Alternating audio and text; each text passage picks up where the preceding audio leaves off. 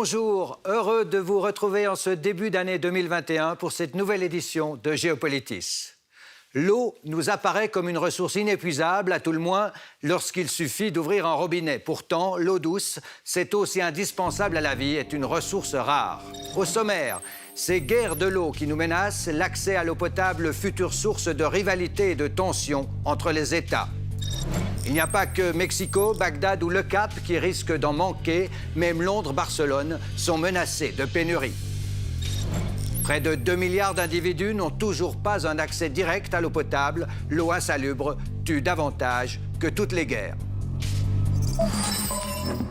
Quand on ouvre le robinet, elle coule. Et la facture ne pèse finalement pas si lourd dans le budget des ménages. Chez nous, ici au nord en tout cas, on pourrait croire que l'eau est une ressource infinie, mais c'est une denrée rare. Quand on regarde la Terre, on la dirait pleine d'eau, mais les 97,5% de cette masse, c'est de l'eau salée. L'eau douce ne représente que le 2,5%, dont la plus grande partie est d'ailleurs figée sous forme de neige ou de glace. Saviez-vous qu'en un peu moins d'un siècle, nous avons multiplié par 3,5 la population mondiale, mais la consommation d'eau, elle, a été multipliée par 6. Alors qu'un habitant du Sahel, en Afrique, dispose de moins de 10 litres par jour, chaque Français en consomme en moyenne près de 150 litres, et un Américain du Nord, plus de 250 litres par jour. Saviez-vous qu'un habitant sur 3 n'a toujours pas accès direct à l'eau potable? C'est à la fois un marqueur et un facteur puissant des inégalités. L'eau impropre, insalubre, est aujourd'hui encore une des principales causes de mortalité dans le monde. Voilà ces quelques données utiles sans doute pour comprendre les enjeux de la gestion de l'eau.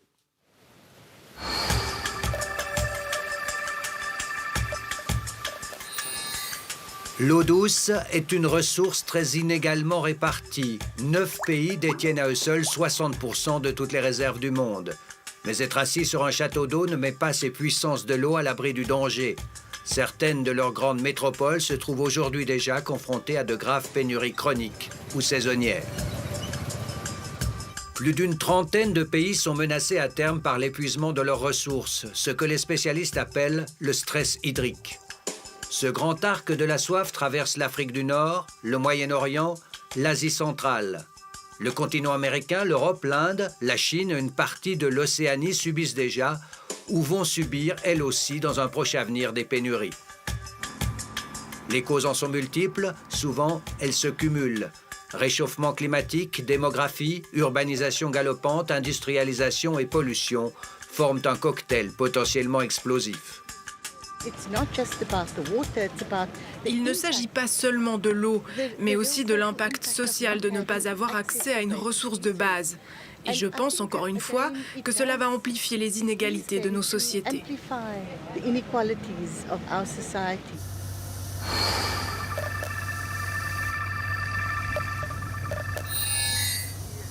Rarement, au cours de l'histoire, l'eau n'a été à l'origine de conflits, sauf peut-être la guerre des 6 jours en 1967, quand Israël faisait main basse sur le plateau du Golan. L'avenir pourtant s'annonce davantage conflictuel entre les États. Ainsi, des années de négociations n'ont toujours pas abouti entre l'Égypte, le Soudan et l'Éthiopie, où s'achève la construction du barrage de la Renaissance sur le Nil bleu. C'est le plus grand barrage d'Afrique. Tension aussi entre le Mexique et les États-Unis avec l'assèchement du fleuve Colorado. Au Moyen-Orient, les ouvrages réalisés par la Turquie sur les cours supérieurs du Tigre et de l'Euphrate impactent fortement la Syrie et l'Irak, jusque dans le delta du Tchad el arabe. L'immense barrage de Rogun au Tadjikistan, le plus haut du monde, est un motif de fâcherie avec l'Ouzbékistan. Avec les hauts plateaux du Tibet, la Chine occupe une position de force. Elle détient les clés du château d'eau qui alimente entre autres les bassins de l'Indus, du Gange, du Brahmapoutre et du Mékong. Près d'1 milliard d'habitants vivent dans ces régions.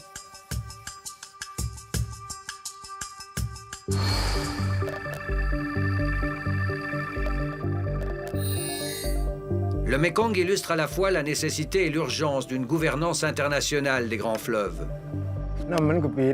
Autrefois, le niveau de l'eau dépendait des saisons. Maintenant, l'eau s'en va quand la marée est basse. Je crois que cela dépend de l'ouverture ou de la fermeture des barrages. Un comité de coordination avait été créé dans les années 50, auquel a succédé la Commission du fleuve Mékong. Elle regroupe les pays riverains, Laos, Cambodge, Thaïlande et Vietnam. La Chine et le Myanmar n'y siègent qu'à titre d'observateurs. Les grands barrages réalisés en amont, en territoire chinois notamment, mais aussi au Cambodge, pèsent de plus en plus lourdement sur l'écosystème, bouleversé encore par l'extraction intensive de sable. C'est ainsi que le delta du Mékong, où vivent 20 millions d'habitants, le grenier aride du Vietnam, est désormais gravement menacé. Bonjour, Christian Breteau. Bonjour. Vous êtes professeur assistant à l'Institut des sciences de l'environnement de l'Université de Genève. Vous dirigez aussi la recherche au Geneva Water Hub. On en parlera tout à l'heure. Christian Breteau, on a vu quelques exemples. Est-ce que vous observez, vous, une montée des tensions autour de l'eau ? Alors, il faut tout d'abord rappeler qu'effectivement, l'eau génère plutôt des dynamiques de coopération. Des rapprochements entre les États. Exactement. Néanmoins, on voit avec le changement climatique et l'augmentation des incertitudes qu'on va tout de même vers une augmentation des tensions et des rivalités autour de la gestion de l'eau.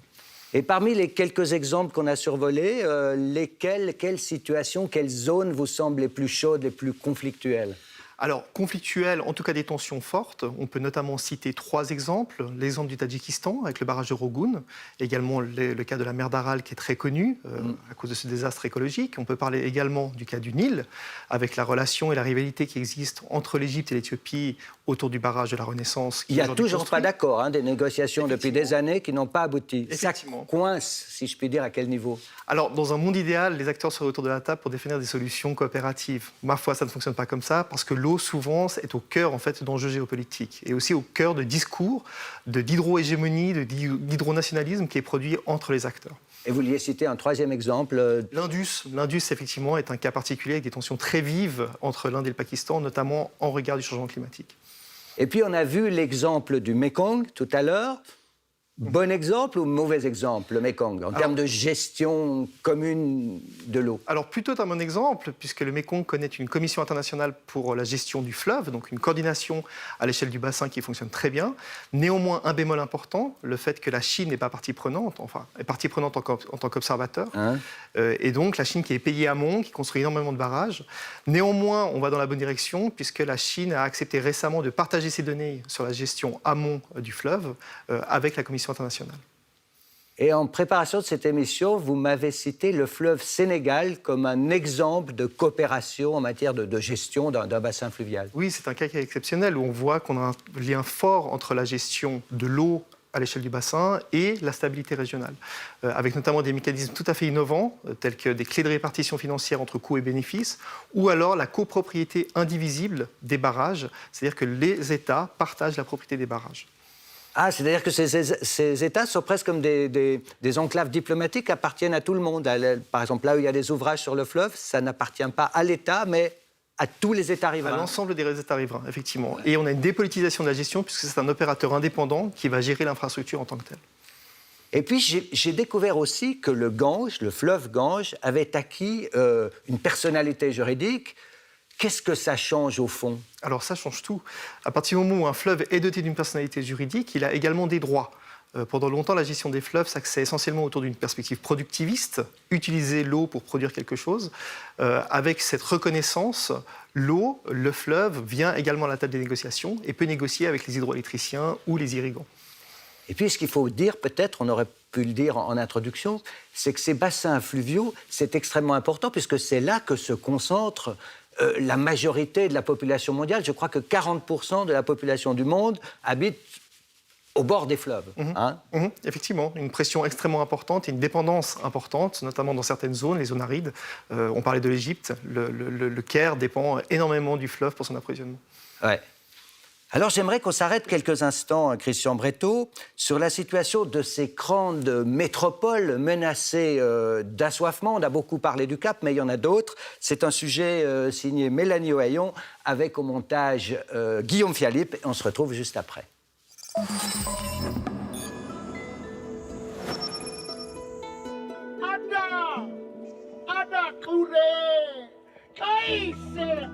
Au Cap, on prie pour que la pluie tombe. En mai 2017, la maire et les chefs religieux de la ville espèrent un miracle. Cette année-là, la deuxième ville d'Afrique du Sud faisait face à sa pire sécheresse depuis près d'un siècle. Les habitants se préparaient à affronter le fameux jour zéro, le jour où l'eau ne coulerait plus des robinets, révélant au passage de profondes disparités. Là, je fais la lessive. D'autres personnes possèdent des piscines et des pelouses, et moi, je n'ai pas de pelouse. Je pense que le décalage est énorme.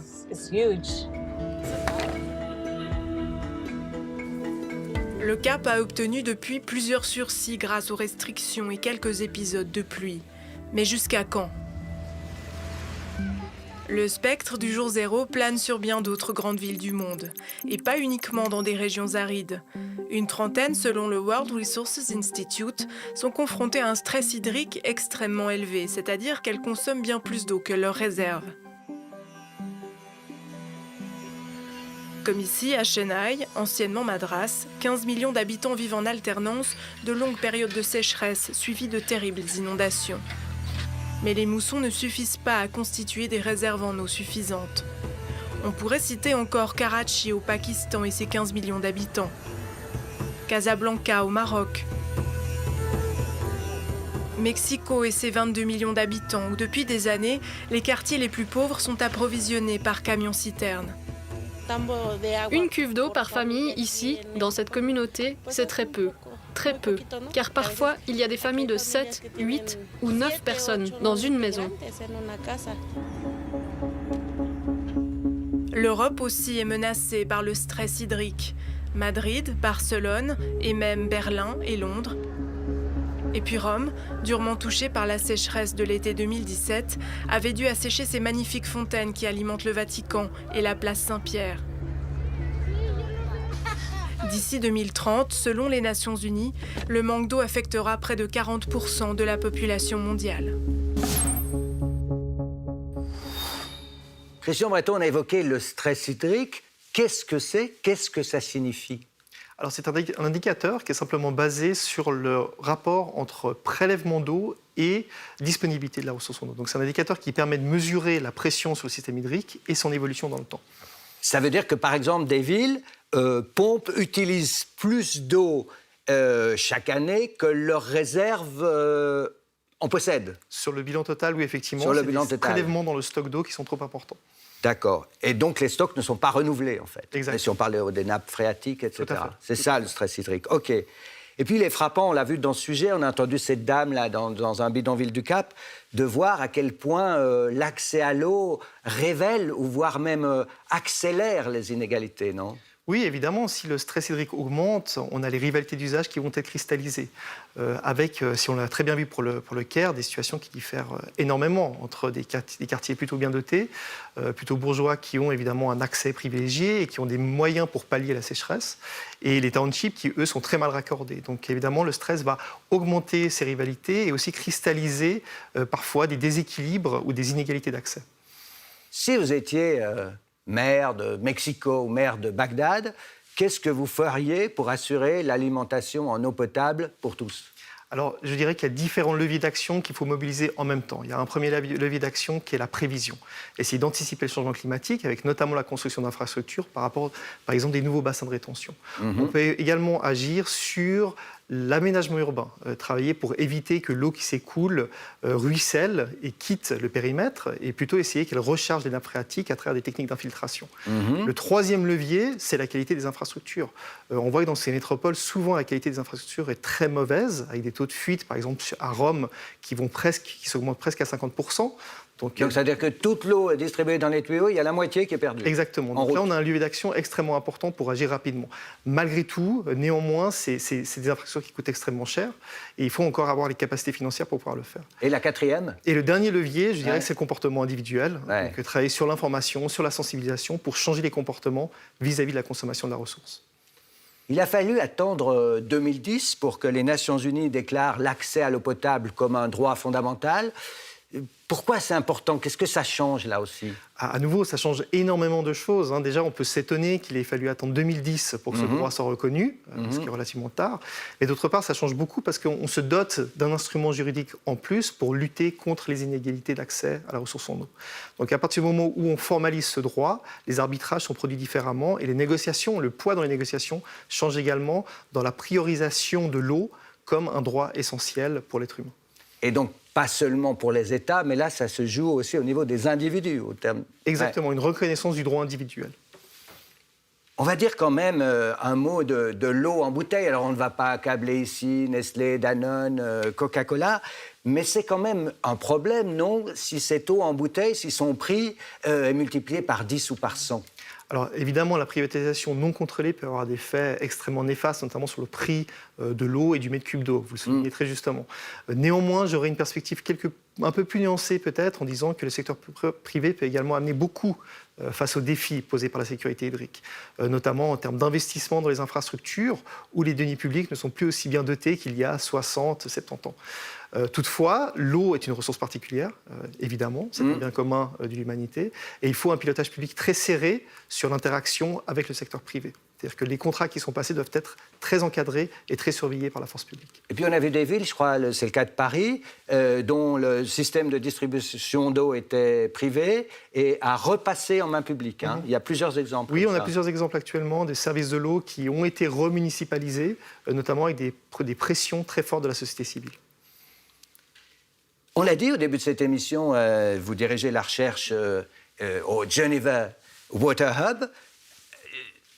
Vers quoi sont orientées vos recherches et avec quels objectifs? Alors, le Geneva Water Hub, c'est un centre de l'Université de Genève à l'interface entre sciences et politique. C'est-à-dire qu'on produit à la fois des activités d'enseignement et de recherche autour des questions hydropolitiques, mais l'on mène également un plaidoyer pour valoriser le rôle de l'eau dans l'agenda de la paix et de la coopération. Comme un instrument de paix. Par exemple, mais quelles sont actuellement vos recherches? Alors, on travaille à différentes échelles. On travaille à la fois sur un plaidoyer global, politique. On a réussi, par exemple, à susciter des discussions au sein du Conseil de sécurité des Nations Unies traitant de ces questions de eau comme instrument de paix et de sécurité. Évidemment, avec des partenaires, pas seuls, mais on a été partie prenante de ces initiatives-là.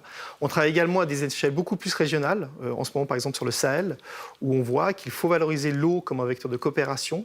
Et ça, ce n'est pas forcément la préoccupation principale des forces armées qui sont en présence sur le terrain. Merci Christian Breteau. Merci à vous. C'est un plaisir de vous recevoir sur le plateau de Geopolitis. À bientôt. À bientôt, merci. De la bonne gestion de l'eau dépend la santé de centaines de millions de gens. Un habitant sur 3, on l'a dit, n'a pas accès à de l'eau potable, avec toutes les conséquences que l'on sait en termes de maladies et de contamination. C'est notre rubrique Mais encore, Laurent Bourcalter avec au montage Thomas Moisson.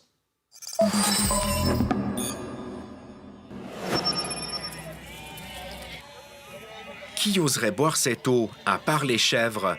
Ici en Éthiopie, des humains. C'est de l'eau sale et les gens la boivent. Cela va avoir un impact sur leur santé, ils vont tomber malades, car ils boivent l'eau du même marais où le bétail vient déféquer. À des milliers de kilomètres de là, en Inde, le problème est le même.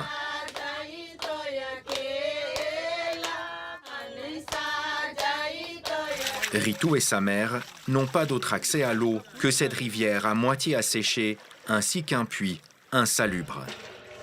Pour filtrer l'eau, elles utilisent leur sari, insuffisant pour les protéger des bactéries et autres polluants. J'ai de plus en plus de problèmes de santé avec cette eau. Des infections de la peau, des maux de ventre, de la fièvre. J'utilise l'eau pour boire, pour cuisiner et laver la vaisselle. Nous avons un grand besoin d'eau propre, nous serions en meilleure santé et moins souvent malades. Comme Ritu et sa famille, une personne sur 3 dans le monde n'a pas accès à de l'eau salubre, selon un rapport de l'ONU datant de 2019. Sa consommation entraîne la transmission de maladies comme la diarrhée, le choléra, la typhoïde et l'hépatite A. Près d'1 million de personnes en meurent chaque année. Dans les pays les plus pauvres, l'eau insalubre est la cause de 10% des décès. Au Tchad, la mortalité due à l'eau se rapproche même des 15%. Le manque d'eau salubre et l'accessibilité aux latrines est même plus mortel que les séismes ou les guerres, comme on le voit sur ce tableau. Malgré tout, des progrès ont été réalisés ces dernières décennies. En 2010, 2 fois plus de personnes qu'aujourd'hui mouraient des suites de la consommation d'eau impropre. Et, depuis l'an 2000, la part de la population mondiale pratiquant la défécation en plein air a été réduite de moitié, passant de 21 à 9%. Mais en Afrique subsaharienne, les chiffres repartent à la hausse à cause de la croissance démographique et des centaines de milliers d'enfants meurent encore chaque année de diarrhée, contre laquelle il existe pourtant des traitements efficaces et peu coûteux. C'était un chantier pharaonique, 9 ans de travaux, un chantier symbolique pour l'Égypte des années 60. Le barrage d'Assouan, l'un des plus grands du monde à l'époque, devait participer à la modernisation du pays que dirigeait alors le colonel Nasser. Une équipe de la télévision suisse romande s'était rendue sur place en Égypte en 1966, 5 ans avant l'inauguration. Regardez.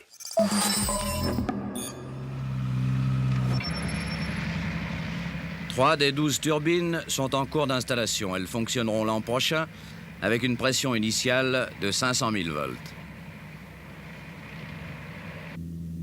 Tout est prêt pour acheminer l'énergie, 9 milliards de kilowattheures, à travers les sables.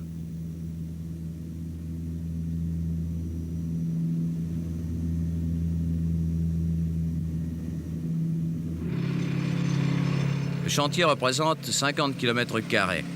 En dépit de cette étendue, le carrousel des camions lourds est partout ininterrompu. 25 000 ouvriers et surtout 3 000 ingénieurs et techniciens qui s'y coudoient depuis le printemps de 1960.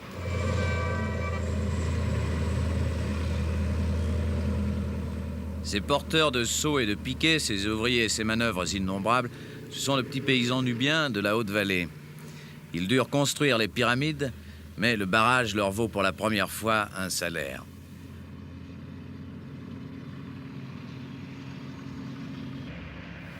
Assouan, la nuit. Assouan, c'est le grand défi. Défi d'abord à la description, ce chantier le plus énorme qui fut jamais. On y travaille en 3 équipes, 3 fois 8 heures, sous le soleil et sous les projecteurs. On édifie la Grande Muraille d'Égypte, 5 km de long, 45 millions de mètres cubes, 17 fois le volume de la Grande Pyramide de Khéops, plus de 5 milliards de francs pour régulariser définitivement les crues du Nil, accroître de moitié les revenus de l'agriculture et, grâce à l'énergie électrique, doubler la production industrielle. Voici encore quelques pistes à suivre chez vous pour prolonger cette émission. Je vous invite à aller voir sur le site du Geneva Water Hub. Christian Breteau, que nous avons accueilli aujourd'hui, en est le directeur des recherches, avec l'objectif de prévenir les conflits et promouvoir l'utilisation de l'eau comme un instrument de paix. Utile et intéressant aussi, cette géopolitique de l'eau. L'auteur David Blanchon dresse un état de la situation pour éviter de futurs conflits. Il préconise une nouvelle culture de l'eau. L'ouvrage est paru aux éditions Le Cavalier Bleu en 2019. Nous avons aussi consulté cet atlas de l'eau du Courrier international avec de multiples entrées, infographies, géopolitique, eau en bouteille, désalinisation, risques climatiques et sanitaires, tout y est ou presque. C'est paru au mois de septembre dernier. Enfin, ce documentaire produit par la chaîne Arte, La ruée vers l'or bleu. Bientôt, dans 2 ou 3 décennies, un quart des habitants de notre planète aura à subir des pénuries, de quoi attiser les convoitises des fonds d'investissement et des spéculateurs. Extrait. N'oubliez pas de vous abonner et surtout de cliquer sur la cloche de notification. Likez la vidéo si ce n'est pas déjà fait. Laissez aussi votre point de vue en commentaire.